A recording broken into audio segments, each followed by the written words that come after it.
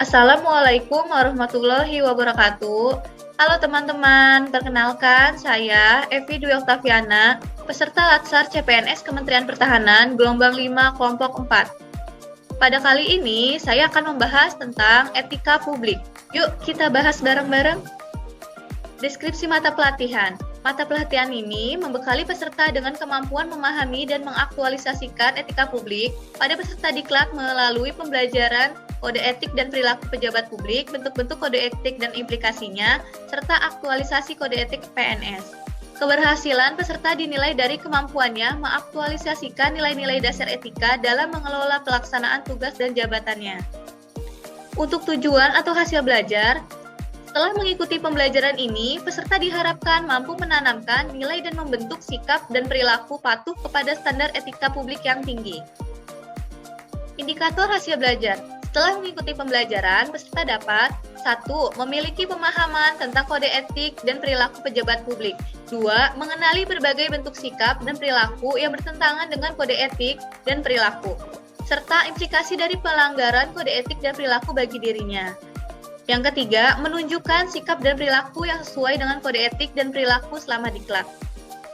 Masuk ke materi yang pertama, etika publik. Etika publik adalah refleksi tentang standar atau norma yang menentukan baik atau buruk, benar atau salah perilaku, tindakan dan keputusan untuk mengarahkan kebijakan publik dalam rangka menjalankan tanggung jawab pelayan publik.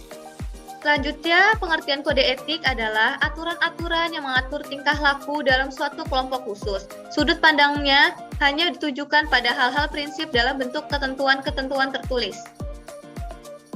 Kode etik pada aparatur sipil negara. 1. Melaksanakan tugasnya dengan jujur, bertanggung jawab, dan berintegritas tinggi. 2. Melaksanakan tugasnya dengan cermat dan disiplin. 3. Melayani dengan sikap hormat, sopan, dan tanpa tekanan. 4. Melaksanakan tugasnya sesuai dengan peraturan perundangan yang berlaku. 5. Melaksanakan tugasnya sesuai dengan perintah atasan atau pejabat yang berwenang sejauh tidak bertentangan dengan peraturan perundang-undangan.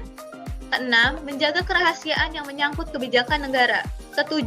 Menggunakan kekayaan dan barang milik negara secara bertanggung jawab, efektif, dan efisien. 8. Menjaga agar tidak terjadi konflik kepentingan dalam melaksanakan tugasnya. 9. Memberikan informasi secara benar dan tidak menyesatkan kepada pihak lain. 10. Tidak menyalahgunakan informasi internal negara, tugas, status, kekuasaan, dan jabatannya untuk mendapat atau mencari keuntungan atau manfaat bagi diri sendiri dan untuk orang lain. 11. Memegang teguh nilai dasar ASN dan selalu menjaga reputasi dan integritas ASN.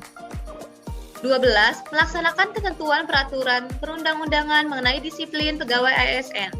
Sementara itu, nilai-nilai dasar etika publik diantaranya 1. Memegang teguh nilai-nilai dalam ideologi negara Pancasila. 2. Setia dan mempertahankan Undang-Undang Dasar Negara Kesatuan Republik Indonesia 1945. 3. Menjalankan tugas secara profesional dan tidak berpihak. 4. Membuat keputusan berdasarkan prinsip keahlian. 5. Menciptakan lingkungan kerja yang non-diskriminatif. 6. Memelihara dan menjunjung tinggi standar etika luhur. 7. Mempertanggungjawabkan tindakan dan kinerjanya kepada publik. Selanjutnya yang ke-8, memiliki kemampuan dalam melaksanakan kebijakan dan program pemerintah. 9. Memberikan layanan kepada publik secara jujur, tanggap, cepat, tepat, akurat, berdaya guna, berhasil guna, dan santun. 10. Mengutamakan kepemimpinan berkualitas tinggi. 11. Menghargai komunikasi, konsultasi, dan kerjasama. 12. Mengutamakan pencapaian hasil dan mendorong kinerja pegawai. 13. Mendorong kesetaraan dalam pekerjaan. 14. Meningkatkan efektivitas sistem pemerintahan yang demokratis. Dimensi etika publik ada 3, diantaranya yang pertama, dimensi kualitas pelayanan publik. Dimensi ini yang dimaksud dengan etika publik menekankan pada aspek nilai dan norma serta prinsip moral sehingga etika publik membentuk integritas pelayanan publik yang berkualitas, relevan, reflektif, dan modalitas etika. Yang kedua, dimensi modalitas. Dimensi ini yang dimaksud dengan unsur-unsur modalitas dalam etika publik yakni akuntabilitas, transparansi, dan netralitas. Yang ketiga, dimensi tindakan integritas publik. Dengan menjauhi diri dari korupsi, kolusi, dan nepotisme, serta lebih mengedepankan nilai, tujuan, dan kewajiban. Kenapa sih etika dalam urusan publik itu penting?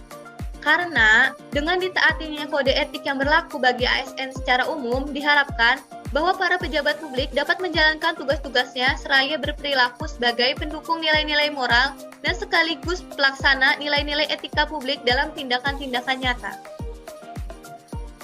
Masuk ke konflik kepentingan. Konflik kepentingan adalah tercampurnya kepentingan pribadi dengan kepentingan organisasi yang mengakibatkan kurang optimalnya pencapaian tujuan organisasi. Pengaruh buruk dari adanya konflik kepentingan dalam berbagai bentuk perilaku sebagai berikut. Yang pertama, aji mumpung. Yang kedua, menerima atau memberi suap. Yang ketiga, menyalahgunakan pengaruh pribadi. Yang keempat, pemanfaatan fasilitas organisasi atau lembaga untuk kepentingan pribadi. Yang kelima, pemanfaatan informasi rahasia. Yang keenam, loyalitas ganda. Sumber-sumber kode etik bagi aparatur sipil negara. 1. Peraturan Pemerintah Nomor 11 Tahun 1959 tentang Sumpah Jabatan Pegawai Negeri Sipil dan Anggota Angkatan Perang. Kedua, Peraturan Pemerintah Nomor 21 Tahun 1975 tentang Sumpah atau Janji Pegawai Negeri Sipil. Ketiga, Peraturan Pemerintah Nomor 30 Tahun 1980 tentang Peraturan Disiplin Pegawai Negeri Sipil. Keempat, Peraturan Pemerintah Nomor 42 Tahun 2004 tentang Pembinaan Jiwa Korps dan Kode Etik Pegawai Negeri Sipil. Kelima, Peraturan Pemerintah Nomor 53 Tahun 2010 tentang Disiplin PNS. Keenam, Undang-Undang Nomor 5 Tahun 2014 tentang Aparatur Sipil Negara. Keterkaitan etika publik dalam agenda nilai-nilai dasar ASN, yaitu pelayan publik yang profesional membutuhkan tidak hanya kompetensi teknis dan leadership, namun juga kompetensi etika. Oleh karena itu, perlu dipahami etika dan kode etik. Seorang ASN dalam melaksanakan tugasnya wajib mematuhi kode etik dan tidak melakukan hal-hal yang bertentangan dengan nilai-nilai etika. Selanjutnya, refleksi nilai-nilai internalisasi atau testimoni. Dalam melaksanakan tugasnya, seorang ASN wajib mematuhi kode etik aparatur sipil negara.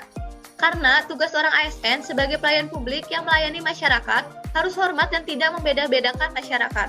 Seorang ASN dituntut untuk menjadi pribadi yang jujur, disiplin, bertanggung jawab, serta berintegritas tinggi.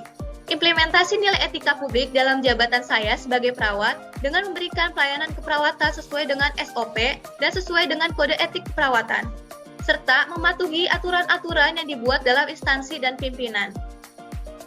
Sekian pembahasan materi etika publik dari saya. Terima kasih semuanya. Sampai jumpa. Wassalamualaikum warahmatullahi wabarakatuh.